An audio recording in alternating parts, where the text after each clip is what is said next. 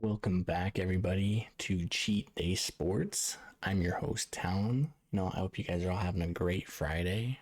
And let's get into what happened last night. See if we take a look. We actually went 3 for 3, ladies and gents. Pretty good, pretty good. Texas Tech coming up with a big win last night. Like I said yesterday, I just thought Texas Tech was more of a complete team, and their defense showed up when they needed it most, and they got the dub. Duke, it's really sucks for Riley Leonard. I think it was his ankle first, and now it's his toe. So he's out for the rest of the season, which really sucks because Duke could have made some real noise in the ACC. I mean, I guess if the cards fall right for them, they still could, but I mean, it's almost like what could have been for Duke, but they got a big dub last night. And then Troy just took care of South Alabama. They just looked like, again, the more complete team. They dominated last night. And so shout out to Troy for getting the dub. But today, I'm going away from talking about the conferences so much. We're going to be talking about Colorado today and what's going on up there. And we're just going to get some picks for the games for tomorrow and today. Oh, that's right. I guess we can go back up and look at this Friday slate for today. We have Boston College and Syracuse. Even though I don't think Boston College is a very good team at all, Syracuse is even worse than they are. So I'll just take Boston College in that one. And then we have Colorado State and Wyoming. I thought Wyoming was gonna be like it could have had an Air Force type season, James Madison type season, especially when they went down to Texas Tech and got that win. But Colorado State's just a scrappy team. I mean, this is up at Wyoming, which could cause some problems, but I'm gonna take Colorado State to get this win. I think Colorado State. I've watched them a couple times, and they've had some pretty good games, and I'll just take Colorado State in the upset in that one. Let's get into this Colorado football situation. So if you guys haven't heard, Coach Prime, demoted Sean Lewis, who was their offensive coordinator, and then they promoted Pat Shurmur. But they're going to be like co-offensive coordinators now, I guess, which I don't think is the problem at all up at Colorado right now. I mean, if we just take a look, I'm just going to say, let's look at how many points they've given up. Okay. So TCU, you give up 42 points, get first win, get everything ironed out. It could have been a fluke, but they gave up 42. You play Nebraska, a team that's not very good this year. You give up 14. You give up 35 to Colorado State. You give up 42 to Oregon, which, again, okay, Oregon's, I think, is the best team in the country right now, but you still give up 42 points to them. You give up 48 to USC. You give up 24 to Arizona State, which Arizona State could be the worst team in the Pac-12. Then you give up 46 to Stanford, which Stanford's right there with Arizona State, and then you give up 28 to UCLA, which UCLA's defense, they're pretty good. UCLA is a really good team, but you can't be giving up 46, 24, 48, 42, 35, 42 points and think that your offensive coordinator is the problem. Dion has talked about how his offensive line needs to change. He'll go out and find people that will do what he wants to get done. And I'm like, yeah, Shador's been sacked 41 times this season. He got sacked 7 times in the UCLA game, which, offensive schemes and everything could play a problem, but that's your offensive line is terrible. Okay. You bring in an Oregon type line. I think Bo Nix has been sacked 5-7 times this year. You bring in Oregon's line to that Colorado team, it's night and day difference. You beat USC, you beat Stanford, you beat UCLA if you bring in Oregon's offensive line to help Shador. And another thing is Shador holds onto the ball way too long. Okay, he's not a Caleb Williams. Like, even though Caleb Williams isn't as good as I think people are saying he is, but he can still make plays with his legs. Shador can't. I think rushing yards, he has like negative 43 rushing yards on the year on like 60 carries, something like that, which, if you're holding onto the ball for that long and you can't make a play with your legs, I would chalk half of his sacks are probably all on Shador, not even the offensive line. Okay, he's rolling out of the pocket, he's holding on to the ball too long, and then he just goes down. Like, he doesn't throw the ball away. He's trying to keep his completion percentage intact. I don't know what he's trying to do, but I don't know how Dion thinks that it's the offense's side of the ball and why they're struggling. Like, I think they should have just played it out with Sean Lewis as the offensive coordinator for the rest of the year, because honestly, with this switch, you're making a switch right before Oregon State, which Oregon State is a buzzsaw of a defense. And I don't see any possible way they're winning that game, given it's not at Corvallis. If it was at Corvallis, I give Colorado like a 5% chance of winning. But even then, making the switch right before an Oregon State game, which Oregon State's going to be pissed off because they just lost to Arizona at Arizona. So I think this is a bad time to make that switch. Then you play Arizona, which I don't think they're going to win that game. You play Washington State, which that's their most winnable game out of these last four, I think. But even then, like, Cam Ward is still a great quarterback, and I don't see them beating Washington State. I don't see them beating Utah up at Rice Eccles, even with Utah not having an offense at all. I just don't think that Colorado's defense is good enough to stop any of these teams.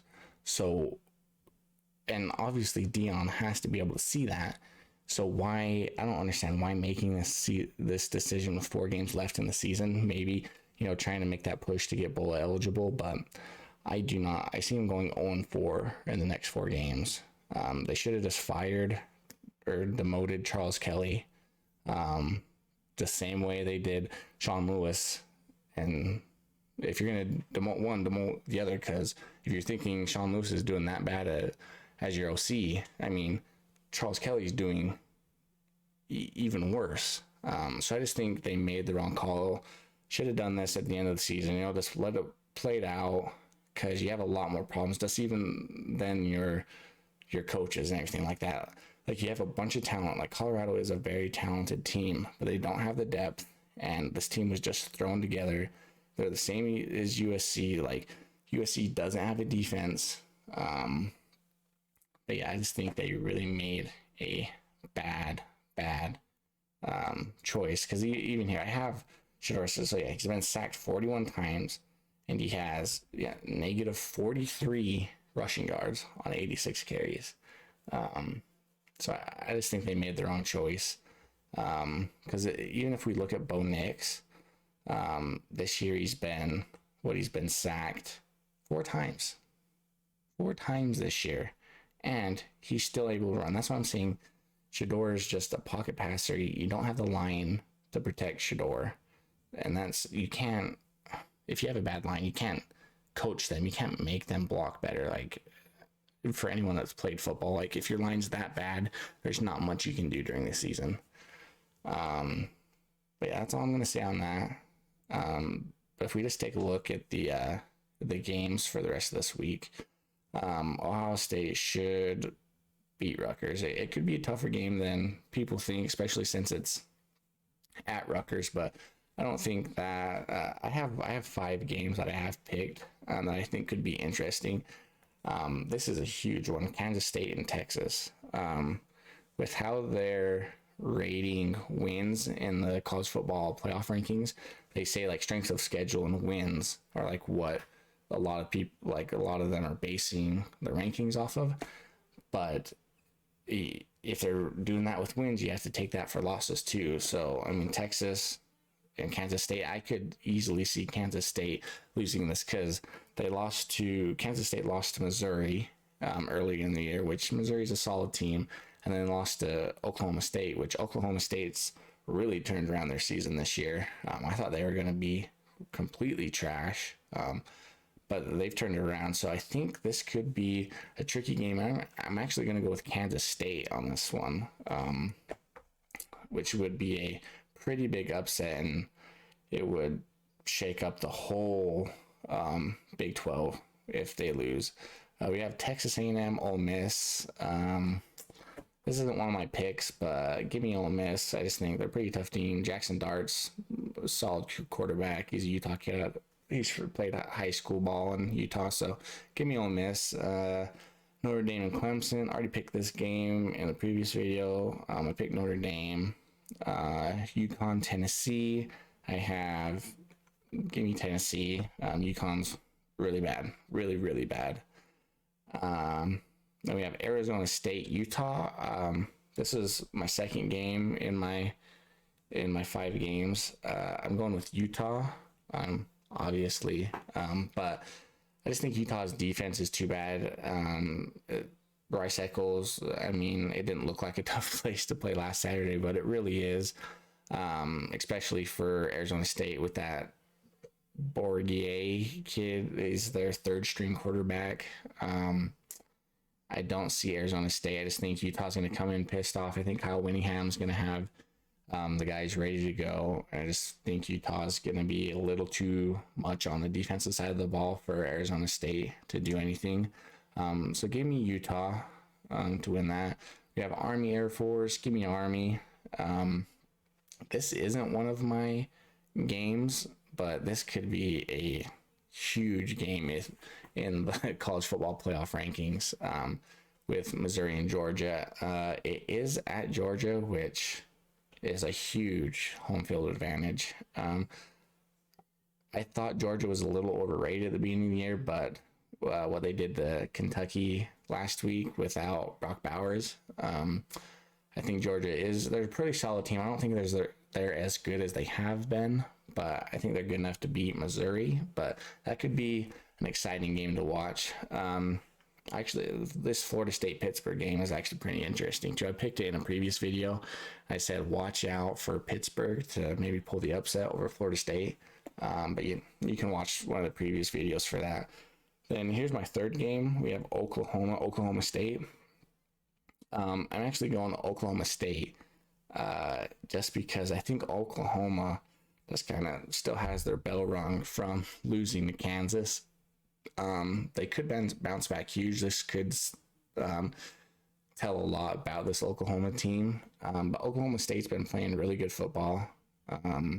So yeah, I'm just going to Oklahoma State to get a pretty big upset over Oklahoma. And I mean, that would put them right in the forefront of the Big 12 race if they get this win.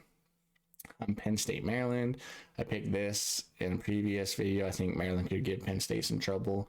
Virginia Tech, Louisville.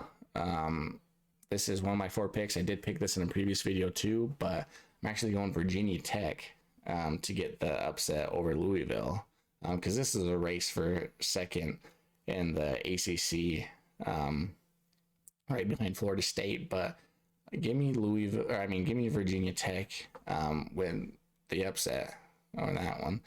We have Tulane, East Carolina. Give me Tulane. I think they're a pretty good team, even without their quarterback. I just think they'll be too much for East Carolina. California, Oregon. With what I saw last week, I don't think anybody's really going to touch Oregon in the Pac-12, so give me Oregon. We have Kansas, Iowa State. Yeah, this is a tricky game. It's not one of my picks. I'll just make it quick. I haven't really looked into this game, but give me Kansas to win this. Then we have Purdue, Michigan. I mean, even with all the scandal going on with the Connor Stallions, I still think Michigan's a really good football team, even if they are stealing signs. Even if they weren't, I still think they would be 8-0. They're a really good football team. I'm going Michigan. This is my last pick, my 5, this Washington USC game. And I'm actually going USC I picked this earlier in the week too. I just think that Washington's defense is a little suspect, even though Kalen DeBoer was saying it came out, I guess, that the last couple of weeks, a lot of the guys have been sick, which I don't know how much that. I mean, you saw Patrick Mahomes was allegedly super sick when he lost to the Broncos, but I mean, I don't know. Was your whole team sick for these last 2 weeks, and that's why you almost lost to Arizona State? I mean, I really don't know. I just think this being at the Coliseum, it's a coin flip pretty much because both their defenses, I don't think, I mean, USC's defense is trash. I don't think Washington's defense is that much better.